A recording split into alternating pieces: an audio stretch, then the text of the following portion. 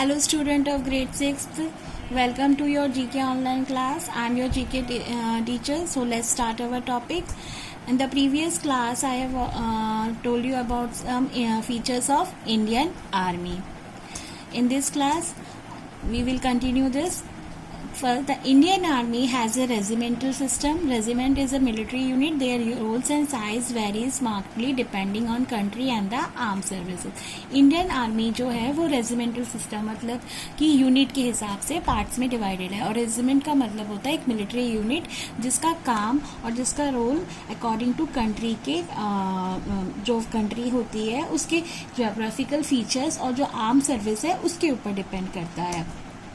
An Indian Army is operationally and geographically divided into 7 command. तो according to हमारे Indian geographical जो condition है और जो उसके अकॉर्डिंग जो ऑपरेशंस हैं इसके हिसाब से 7 कमांड्स में डिवाइडेड है. And these are the following.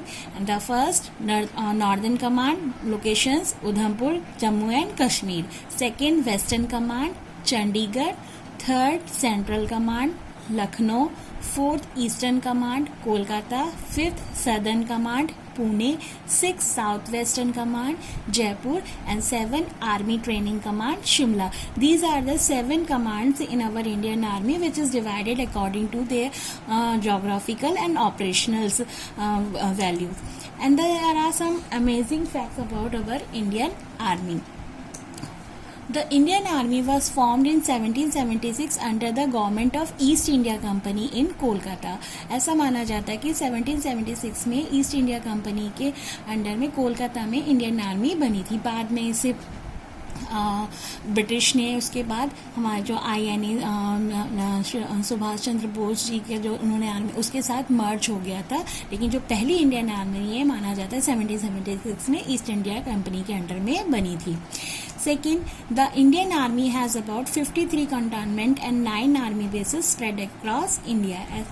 Indian Army के 53 cantonment and 9 army bases है पूरी इंडिया में. Cantonment में सिविलियन और मिलिटेंट दोनों ही होते हैं, लेकिन जो आर्मी बेसिस होता है वहाँ किसी भी सिविलियंस की कोई एंट्री, वहाँ टोटली मिलिट्री ही होती है. The Siachen Glacier, 5,000 meters above sea level, is the highest battlefield in the world, and the Indian Army controls it. दुनिया की सबसे ऊंची जो युद्ध बैटलफील्ड है जहाँ युद्ध किया जाता है वो कौन सी है? सियाचेन ग्लेशियर. और जो हमारी इंडिया में ही है, जो इंडिया पाकिस्तान के बॉर्डर में है और लाइन ऑफ कंट्रोल में, और इस पे भी इंडियन आर्मी का ही कंट्रोल है. And the Indian Army is the biggest volunteer army in the world. To have the maximum number of willing soldiers in the world is matter of great pride. Indian Army ही एक ऐसी army है पूरी दुनिया में जहाँ पर willing army मतलब willing अपनी मर्जी से लोग सोल्जर्स बनते हैं. हालांकि हमारे कॉन्स्टिट्यूशन में ऐसा है कि अगर हम चाहें तो ज़बरदस्ती भी ये सोल्जर्स बना सकते हैं युद्ध, लेकिन इंडियन आर्मी में ऐसा नहीं है. वो अभी तक ऐसी इस परिस्थिति नहीं आई कि जिसपे गवर्नमेंट को फोर्स करके किसी को मिलिट्री में ज्वाइन कराना पड़े. इसीलिए बोला जाता है कि इंडियन आर्मी दुनिया की सबसे बड़ी वॉलेंट्री आर्मी है जहां लोग अपनी मर्जी से इस वर्दी को पहनते हैं और अपनी सर्विस को और देश के लिए करते हैं. तो that is a great pride for our us. तो Indian army is biggest volunteer army in the world.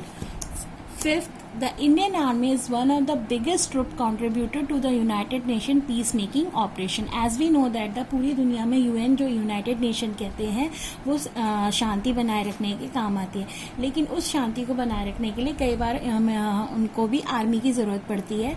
तो हर देश का कुछ ना कुछ पार्ट्स जो है, कुछ ना कुछ मिलिट्री ट्रूप्स जो है उस UN के सर्विस में होता है. तो हमारी इंडियन आर्मी का एक बिगेस्ट ट्रूप UN को में शांति के काम में हेल्प करता है, कंट्रीब्यूट करता है. तो this is also a pride for our us कि हमारी इंडियन आर्मी यूनाइटेड नेशन पूरे विश्व में, हमारे देश के अलावा पूरे विश्व में भी शांति बनाए रखने का काम करती है. तो this are the some amazing facts of our Indian army.